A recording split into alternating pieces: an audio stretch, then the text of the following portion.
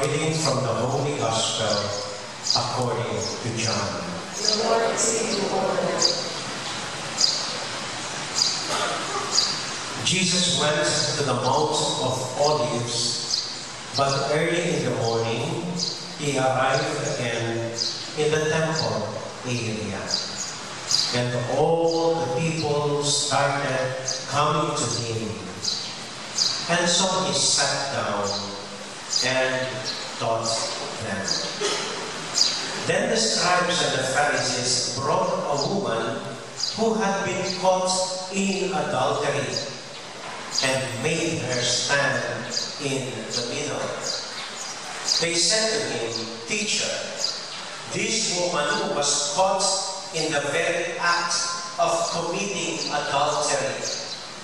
Now in our law, Moses commanded us to stone such a woman. So what do you have to say?" They said this to test him, so that they could have some charge to bring against him. But Jesus bent down and began to write on the ground with his finger. But when they continued asking him, he straightened up and said to them, "Let the one among you who is without sin be the first to throw a stone at her." Again, he bent down and wrote on the ground. And in response, they went away one by one, beginning with the elders. So Jesus was left alone with a woman before him. Then Jesus straightened up and said to her, "Woman, where are they? Has no one condemned you?" She replied, "No one, sir."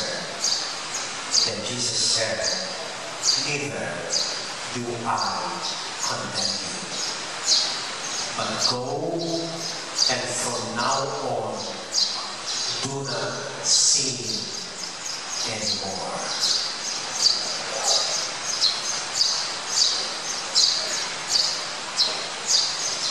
My dear friends, the good news of our salvation. We receive the Lord Jesus Christ. Magandang umaga po sa inyong lahat. Kumusta po kayo? Mabuti rin po. Salamat. Napaka-ingling lang po ng ating Ebanghelyo ngayong linggo at napakadali pong maunawaan. I hope you could imagine in your minds the way I did it. Picture in your mind what happened. From the Gospel of John, chapter 8, verses 1 to 11, habang nahimik na nangangaral ang Panginoon sa templo, malamang nasa labas siya, kasi po, bawal siya doon eh. Talagang may galit sa kanya. So it was only they were in the patio outside the church when suddenly, while tahimik silang nananalangin at nangangaral, yung mga nakakatanda ng bayan, may kinalangkat. You could imagine, is she the woman who let mother, going with her gladly? Paramang kinalangkat ito. Paramang nakabalot lang ng kumot dahil nahuli nilang nakikisama sa hindi niya kasama. So they pushed her right in the middle of the crowd to shame her and to challenge Jesus. Ayon sa batas namin, ayon kay Moses, klaro, papatuhin ang babae ganitong makasalanan hanggang siya ay mamatay. And then you know what happened, the rest of the story, how Jesus stood up for her, and how everybody left when Jesus challenged them and him, sino man walang kasalanan sa inyo sa unang pumatay. Okay. We could reflect on the stoning. Alam po ninyo, hanggang ngayon, may mga bansa sa Middle East na ganito ang parusang ginagawa nila according to their law. Kapag may nahuling ganito, ang ginagawa ko, ibinakaol kalahati ng katawan ng tao sa lupa upang hindi siya makatakbo at upang hindi niya maprotektahan ang sarili niya.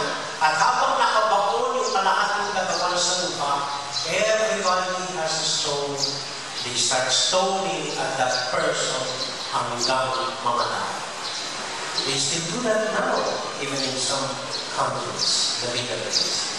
How we could also reflect on the sin, adultery, nahuli siya, caught in the act with another man na hindi niya asawa. Naku, kahit tayo mga Pinoy, malaking kasalanan ito. And we could reflect on sin and the different sins that we know or that we do. Nabubugbog ng asawa, binubugbog ng asawa, nagsisinungaling, naglalaya, nangungurangon, nagpamatigas, nagmamataas, nagchichismisan, maraming kasalanan na pwede i-discuss. But you know what? Our new Pope, si Papa Francesco, Pope Francis, in his first homily to the cardinals, he was imploring them, let us go back to Jesus Christ. Bumalik po tayo sa Panginoong Yesu Cristo ng Ebanghelyo.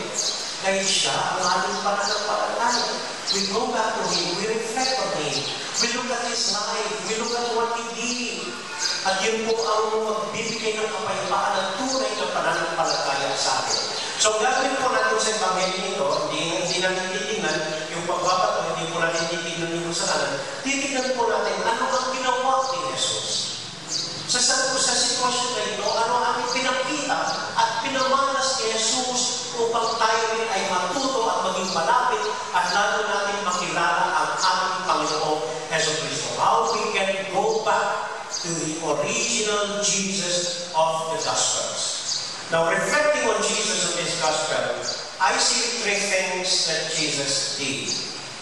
One, somebody has to speak out. At ito po ang ginawa ni Jesus. Kahit maaaring kasama siyang babatuhin at papatayin, He had the courage to speak out for this woman. Kaya may tayo nagsisimba to listen to what Jesus is speaking to us. May kaibigan po ako, kapakailan ang sinasabi niya, ako aminin natin, ang mga tao ngayon nagsisimba na para sa humili. Hindi, sabi ko para sa misa, hindi ako, pinakikinggan na nila ngayon, hinahanap na nila ang humili. That what Jesus would want to tell us. Totoo po, aminin po, ako rin may kasalanan. Ako rin po makasalanan. Marami rin po akong kapatakan, ginawa akong kabataan. I'm also sinful, but it is my duty to speak out kung ano ang niluloob at gusto ko parinig sa atin ng Panginoon. Kahit po makasalanan kami, we are here to listen to the Word of God. At sabi ko nga po, kahit makasalanan ng mga pare, dapat po may isa na magsasalita hinggil sa kasamaan. Mayroon dapat magsasalita hinggil kung ano ang tama at matuwid. Meron dapat magsasalita hinggil sa pag-asa at pagpapatawad at pag-ibig ng Diyos. Yun ang unang ginawa ng Panginoon. Yun ang iniwan ng Panginoon. He was always speaking out about the will of the Father. Ano po ninyo, minsan siguro nagtataka kayo, bakit ang politiko, bakit ang gobyerno, kapag nagsasalita ang simbahan, takot na takot sila. Lagi nilang sinasabi, ano yan, laban sa separation of church and state. O sige, nagpaskil ang simbahan, ting patay, ting buhay, at imantahan pa. Bakit takot ang pamahalan kapag nagsasalita sila? Pero pag nagsasalita ang iglesia, mag-i-endorse ng mga kandidato, hindi nagpakumpay ng gobyerno. Kapag nagsasalita ang mga Muslim, takot sila, pakapunod na mula. Pero kapag nagsalita ang simbahan, bakit takot ang gobyerno? Bakit takot ang mga politiko? Dahil alam ko nila siguro, kapag nagsalita ang iglesia na may inuuturso kandidato, alam nila, bayanan lang yun, nagbigay lang yun ng sa simbahan nila, kaya siya yung inuuturso nila. Pero alam nila, kapag nagsalita ang simbahan, ito ang totoo. Ito ang dapat sabihin. Ito ang dapat natin marinig.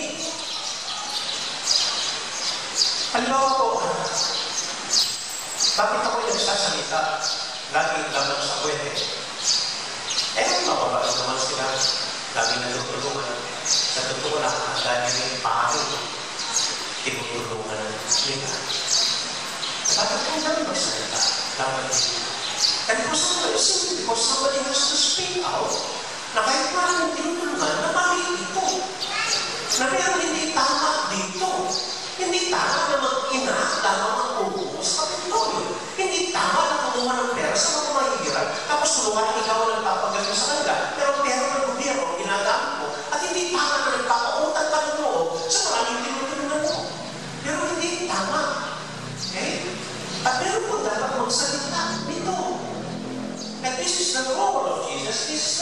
of the church, ang magsalita, hindi lang po sa kasalanan, kung ano ang tama, kung ano ang dapat, na kahit kung minsan mga kasalanan kami. Somebody has to speak out about what is right and about all these things. And this is what Jesus did. In fact, this is the reason why they crucified him. He was always speaking his mind. Amen? Amen. Kapag nanahimik po ang simbahan, mas lalo kayo dapat matakot. Kapag hindi na nagsasalita ang mga ng Diyos, lalo kayo dapat matakot. Kapag hindi na po ako nagsasalita hindi sa wedding, humingi na po kayo sa kwarto ko, humingi ng pera, ibig sabihin, tumanggap na ako ng gabi. Mas nakakatakot po. Ikalawa, ang Panginoon, lagi niyang tinitignan kung ano ang nasa puso ng tao. In short, He was looking at what is their intention. So, kinalagyan ang babaeng ito sa harapan ni Jesus, gusto nilang baduhin. Hindi kahit alam nila kung ano ang tama at mali. No! Their intention was clear in the gospel. Sabi po ni St. John, they did this to test Jesus.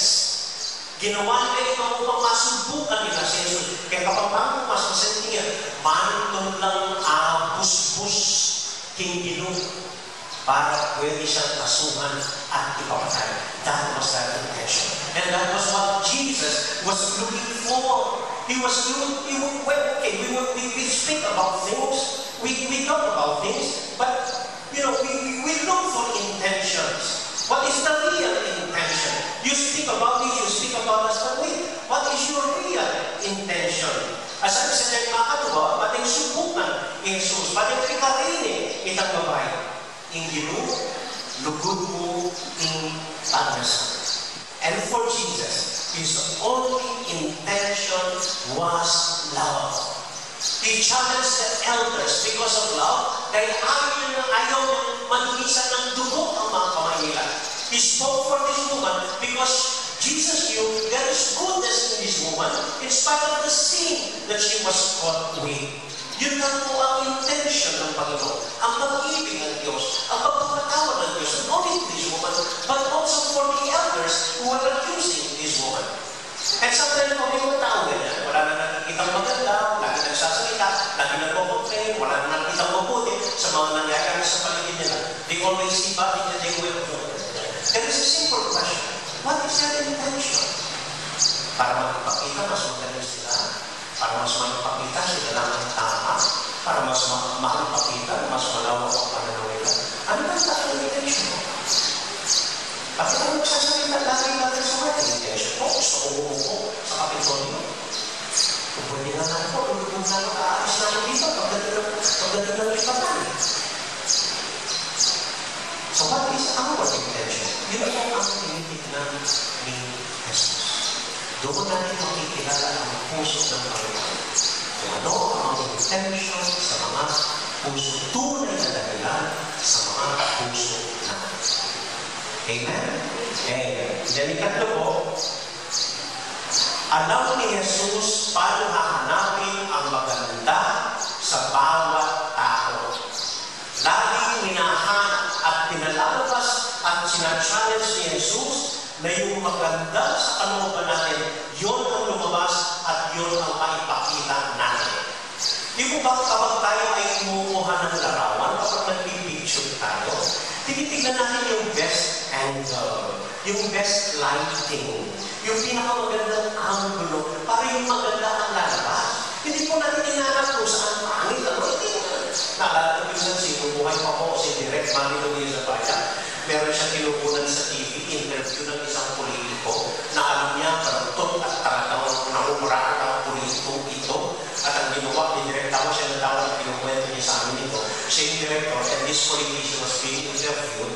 At ang ginawa po ni Direk, talagang ipinabak yung camera kung saan yung butas ng ilong ng politiko siya lumabas sa TV. And the whole interview, nakababang first angle na anyway, si Jesus po, hinahanap niya yung magandang angulo. So he dared itong mga eskriba at pariseo, dahil alam niya may kagandahan, may awa din sa puso nila. Kaya hinamon sila. Sino man ang kasalanan sa inyo, siya unang umano. He wanted them to bring out their mercy instead. At yun na po ang nangyari. In their anger, in their judgmental state, lumabas po yung awa nila. And little by little, one by one, they started living. Kaya pagkatuloy, yung awa nila ang siyang pinalabas ni Jesus. And even this woman caught in adultery, manahuli po yung kagandahan niya ang pinalabas ni Jesus. Sabi niya, go and sin no more. Huwag na magkasala niya. Dahil maganda ang pagkababago ang siyang laging lumalabas. Amen? Amen. Sa amin din mo ganito ang hamon, Panginoon. This is how we recognize Jesus in our lives. When we dare to speak what needs to be said, the truth that needs to be exposed. One, when we look at the honest intention, here before anything else, we look for the honest intention of every person. And then lastly, when we try to invite the beautiful and the lovely to come out in each person. Amen? Amen. Last point for reflection. A lot of theologians and writers would rather reflect on what Jesus wrote in the ground. Sabi nila, bakit yumuko si Jesus at nagsulat sa lupa while he was being dared and challenged by the scribes and the Pharisees? I have my own take on that. Bakit yumuko at nagsulat si Jesus? Let's not reflect kung ano ang sinulat ni Jesus doon. May mga theologians na kahaka-haka kung ano ang sinulat ni Jesus doon. Paano lang sinulat doon si Jesus, hindi tongkir by Dios. Siguro, paano lang ikaw ang ilayan na. Anyway, but whatever he wrote there, it's not in the scripture. So what did kaya naman, hindi na yung tongkir by Dios. Kaya nalimutaan niya. Anyway, so what did Jesus write? I believe, natulang po bakit? Natulang. One, I think he was feeling time. He was asking for more time. Mainit ang dating ng mga escriba at Pariseo. They were ready to stone the woman and maybe even ready to stone Jesus. So paano sinabi ni Jesus? By bowing down and writing on the ground, relax lang, gani lang, what tayo dito. Pinahin mo na, magmadali, mag-isip-isip mo na, ano ba talaga ang gusto natin gawin. So he was biding time by writing on the ground. Second, twice for John, the evangelist mentioned, he bent down. Siya ay umuko. Tulad ng unang ginawa ni Pope Francis, siya ay umuko sa mga tao for them to bless him. Umuko. Because Jesus was asking them to bow down. He was asking the scribes and the Pharisees to bow down and be merciful. He was asking the woman to bow down and be sorry for her sins. So he was asking them to bow down, and in asking that, siya mismo ang unang yumuko and bow down on the ground. And to make it look easy, he started writing on the ground. Why do you bow down? And then lastly, siya nagsulat sa lupa. Dahil naman ang sinusulat sa lupa, pwedeng mabura afterwards. Ano man ang sinulat sa lupa, when Jesus, a step from the faith mo mabura afterwards. Parang sinabi ni Jesus, so whatever happened today, we could erase it and start anew and see no more. Amen? One last point. I've been reflecting since this morning on every story, but I could not find any other story to really make it clear to us this point about the woman called Nadal. Basta promise me, sabi natin lang po. Ano ba yun? Or just don't ask about the details. Okay? I trust you and I love you. That's why I'm sharing this story with you. Okay. One time, Apostle Settle caught a priest in adultery. Nahuli ko ang pare. May kasama. So ako Settle, being the father, tinanggal ko ang faculties ng pare. Inalis sa parokya, pinagpakasyon, at hindi na pwede mag-misa ulit. Pero itong pare ko, nakiusap kayo ako siya ko, tama pa ako. Kung hindi ka na makakapag-misa, para na pa yung silin ko pa tayo. Yun na po ang tanging gawain natin na mag-misa. So nakiusap ko kayo ako siya. Tinapos siya ko, todo ko yung misa. Ang siya ko siya. Sabi yung ako, anak kita, at mahal na mahal kita dahil anak kita.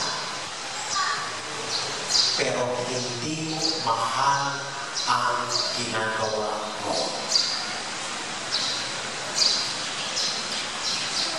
I love you, Amo. I love all of you. You are my priest. And I love you. But I do not love what you are doing. This is someone who is a holy gospel. So let's just say, sige pa rin, no. Yung patawag ko na, you have your children, and sometimes you tell this to your children, anak, mahal kita, pero hindi mo gusto ang ginagawa mo. Kailangan paluin kita, kailangan pausahin kita, dahil kahit na mahal kita, hindi mo mahal ang ginagawa. Maybe I understand, ang iniibig mo mga lalaki na tulad mo, I understand that, but it doesn't mean that we have to ask it out and that we have to do it. I love you, but I don't know what is it. And that is what Jesus told the others. That is what Jesus told me. And that is what the good news is all about. Amen?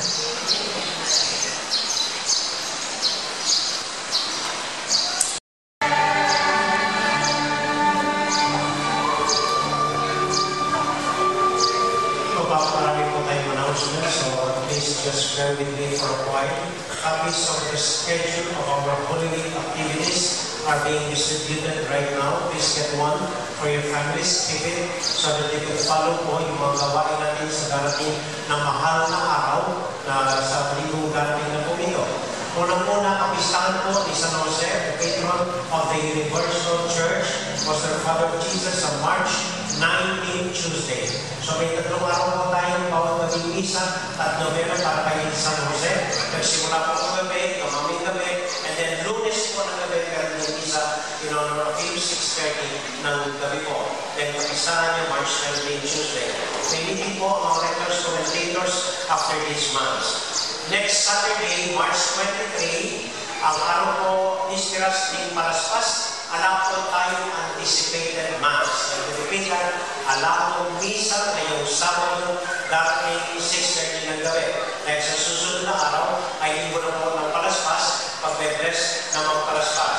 Ang blessing of the Palaspas ay mangyayari po 6 in the morning, dito sa ating covered court, and then magmaliit ng procession, and then pagkapasok po dito, magsisimula na ang misang patungtangan and the blessing of pounds. After that, the regular Sunday schedule po. Yung Saturday po pala, March 23, this coming Saturday, dahil pala pong misa, meron po ang parokya natin, Biblia Pabasa. So hindi po yung aklat na sulat-gamat na gagamitan na karikuni, ang Bible mismo po ang babasahin natin. We will continue from where we left off last year, if I'm not mistaken, sa book of Deuteronomy. Gagawin po dito sa ating prayer room, simbahan, kung saan kakain silang malinis sa nakatayo, dahil tatakas na sila sa Egypto, papuntang promised land, they ate lamb, then they sprinkled their doors with the blood. as their blood contact with God, and then they eat bitter herbs. Tanda ng paghihirap na naranasan nila sa Egypto, leading them to freedom. So sa parokya po natin, gagawin din natin po yun. Mag-sponsor po ang Council of Elders ng mga tinapay, and then dahil mahal po ang lamb, tinatag tayo yun. So hindi po iyan po sa inyo ng spam, yung may mga nakatagong spam sa inyo, sobrang spam sa mga cabinet po ninyo, pakibigay sa atin po gagawin natin pagkain for our own last supper. Yung reserve po ninyo para sa bagyo, next month po yung matagal pa yun. So hingin po muna yung spam po ninyo. Kahit iwan lang po ninyo dito sa office, spam and red wine. Instead na dugo po, red wine is what we will drink during the last supper. Okay? So, hindi po ako ng red wine din sa iyo. Pakikiwan lang po din sa office. And then, after that po, the vigil, hanggang alas 12 na gabi, sa monumento, the rest ng Visita English. Good Friday, 4 o'clock po ang Station of Cross in the morning, and then alas 3 po ang veneration of the cross. Tama? Alas 3. And then, Black Saturday, sa lumo po sa muling pagsino ng Panginoon ay alas 8 ng gabi. And the rest of the schedule, you can follow po sa mga leaflets na itinulungkay sa inyo. Yun lang po, sa Friday, meron pa tayong last cluster mass, sponsors ay phases 3 and 4. Yun lang po, maraming salamat. Stay po tayo. If you need more copies for your friends, just ask the Holy Week schedule from the office po. Salamat.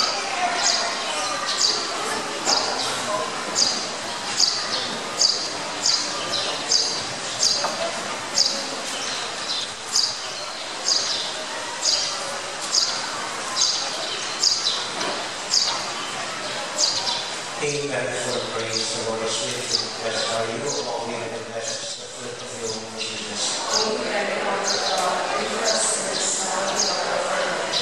Our Lady of the Most Holy Rosary, Saint Jude the Ladies, Saint Joseph, Saint Francis, pray for us. Ito po ang assignment natin this week.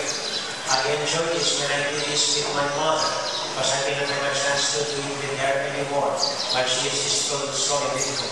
Nabanggit ko po kanina, when taking pictures, we always take the most beautiful side.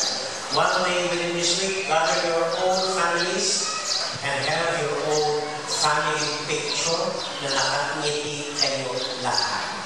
Okay? Ay nag-away kayo. Ngiti for the family picture. Salamat. The Lord be with you. And may the Almighty God bless you and keep you and your loved ones. The Father, the Son, and the Holy Spirit. Amen. Our Mass has been offered. Go now into the peace and joy of Jesus the Lord. Thanks be to God.